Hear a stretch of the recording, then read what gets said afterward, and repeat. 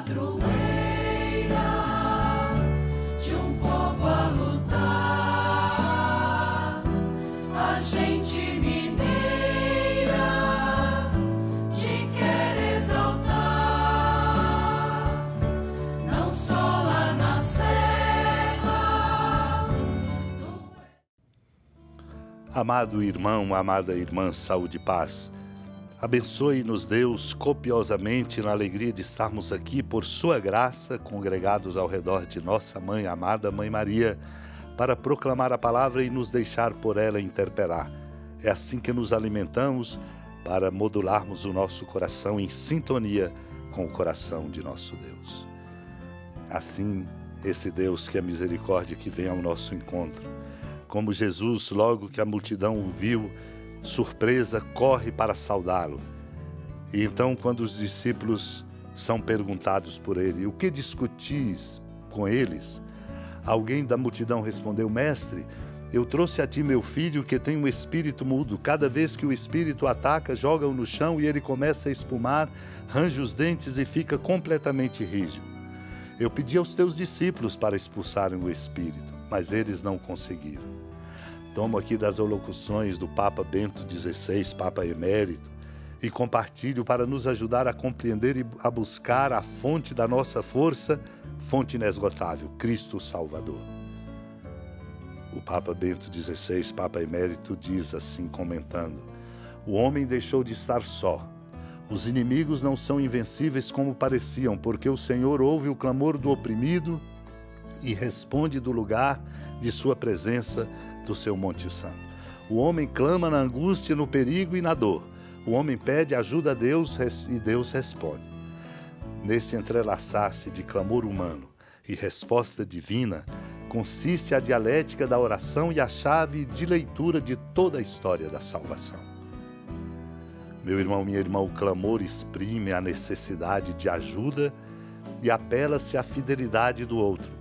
Gritar quer dizer fazer um gesto de fé na proximidade, na disponibilidade e à escuta de Deus. A oração, portanto, expressa a certeza de uma presença divina já experimentada e acreditada, que na resposta salvífica de Deus se manifesta plenamente. Isto é relevante, que na nossa prece seja importante, presente a certeza da presença de Deus, na dor, no perigo, na amargura, da incompreensão e da ofensa. Deus está sempre perto, mesmo nas dificuldades, nos problemas e nos contratempos da vida. Ouve, responde e salva à sua maneira. Mas é preciso saber reconhecer a sua presença e aceitar os seus modos.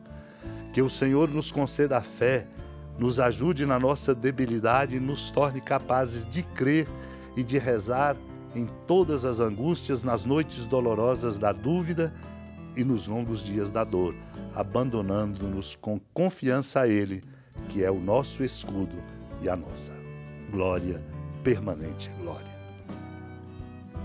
Naquele tempo, descendo Jesus do monte com Pedro, Tiago e João, chegando perto dos outros discípulos, viram que estavam rodeados por uma grande multidão.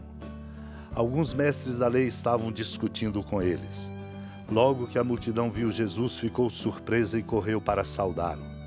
Jesus perguntou aos discípulos: o que discutis com eles? Alguém da multidão respondeu: mestre, eu trouxe a ti meu filho que tem um espírito mudo. Cada vez que o espírito ataca, joga-o no chão e ele começa a espumar, range os dentes e fica completamente rígido. Eu pedi aos teus discípulos para expulsarem o espírito, mas eles não conseguiram. Jesus disse: ó geração incrédula, até quando estarei convosco? Até quando terei que suportar-vos? Trazei aqui o menino. E levaram-lhe o menino. Quando o espírito viu Jesus, sacudiu violentamente o menino, que caiu no chão e começou a rolar e a espumar pela boca. Jesus perguntou ao pai: desde quando ele está assim? O pai respondeu: desde criança. E muitas vezes o Espírito já o lançou no fogo e na água para matá-lo. Se podes fazer alguma coisa, tem piedade de nós e ajude-nos. Jesus disse: se podes, tudo é possível para quem tem fé. O pai do menino disse em alta voz: eu tenho fé, mas ajuda a minha falta de fé. Jesus viu que a multidão corria para junto dele, então ordenou ao espírito impuro: espírito mudo e surdo, eu te ordeno que saias do menino e que nunca mais entres nele. O espírito sacudiu o menino com violência, deu um grito e saiu. O menino ficou como morto, e por isso todos diziam: ele morreu. Mas Jesus pegou a mão do menino, levantou, e o menino ficou de pé. Depois que Jesus entrou em casa, os discípulos lhe perguntaram a sós: por que nós não conseguimos expulsar o espírito? Jesus respondeu: essa espécie de demônios não pode ser expulsa de nenhum modo, a não ser pela oração. Amado e amada de Deus, a multidão viu Jesus. Ele se aproximou, surpresa, para saudá-lo. E Jesus quis saber algo que logo percebeu: os discípulos estavam discutindo com muitos deles. Pergunta qual o motivo. E aí o motivo é dado: trouxe a ti, meu filho, que tem um espírito mudo. Cada vez que o espírito ataca, joga-o no chão e ele começa a espumar, range os dentes, portanto, perdeu toda a sua inteireza. E os discípulos solicitados não conseguiram expulsá-lo. Jesus, então, chama os discípulos pela falta de fé e pela prática da oração, que nos dá a força de que precisamos, porque ela vem de Deus. Chama-a de geração incrédula. Até quando estarei convosco? Até quando terei que suportar-vos? Trazei o menino. O menino foi trazido, sacudiu violentamente o menino, o espírito impuro, e ele começou a rolar e a espumar, para mostrar na perda da inteireza física aquilo que pode ser o domínio espiritual de qualquer um de nós pela força do maligno. O pai informa, assim desde criança, quando o espírito muitas vezes já o lançou no fogo e na água para matá-lo. E aí pede: se podes fazer alguma coisa, tem piedade de nós e ajuda-nos. Jesus diz: se podes, tudo é possível para quem tem fé.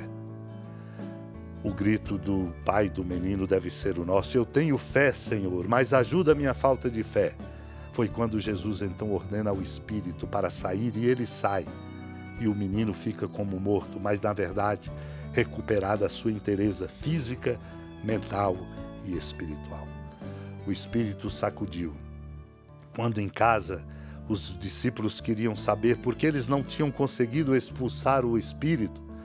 E Jesus diz: essa espécie de demônio não pode ser expulsa de nenhum modo a não ser pela oração, para que nós possamos de verdade compreender que temos que ser almas orantes, dedicar tempo à oração para estarmos modulados com o coração de nosso Deus.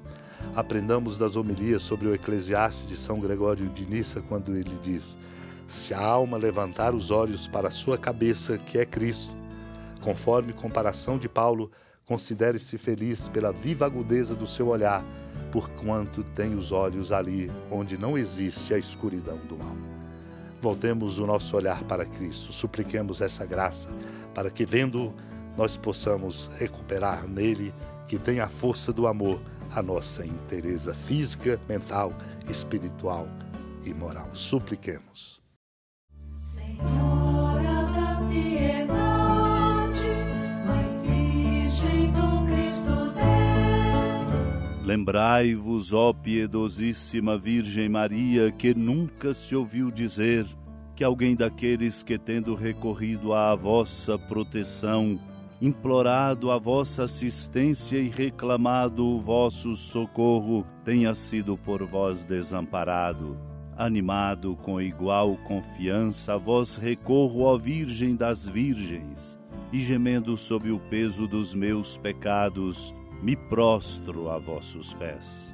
Não desprezeis as minhas súplicas, ó Mãe do Verbo encarnado, mas dignai-vos de as ouvir propícia e de me alcançar o que vos peço.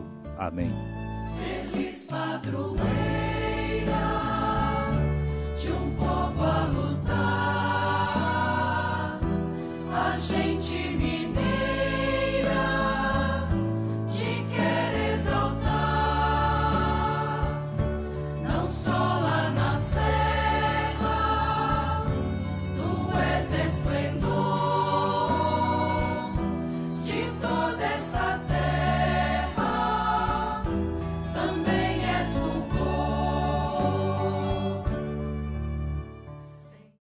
Amado irmão, amada irmã, com a alegria do Santuário Basílica da Padroeira do Estado de Minas Gerais, a Senhora da Piedade, que da sua casa de clemência e bondade nos acompanhe e nos abençoa do alto da serra, magnífica arquitetura divina, a bênção de Deus, amor misericordioso. Pai, Filho e Espírito Santo desça sobre sua família, proteja sua casa, sustente sua vida, fecunde o caminho missionário de nossa igreja, nos encha de sabedoria e permaneça conosco para sempre. Amém. Feliz padroeiro.